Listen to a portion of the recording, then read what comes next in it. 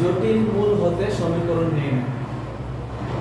যদি আমাদের জটিল মূল দেওয়া থাকে তাহলে আমরা কিভাবে সমীকরণ নির্ণয় করব?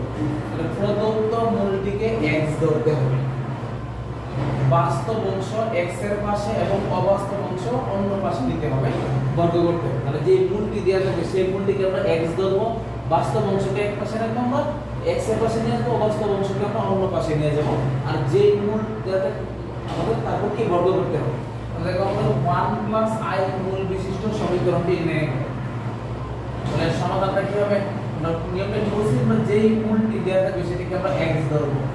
x = কি 1 + i, বাস্তব অংশকে এক পাশে নিয়ে আসবো, x - 1 = di বা x - 1 হোল স্কয়ার = কত হবে?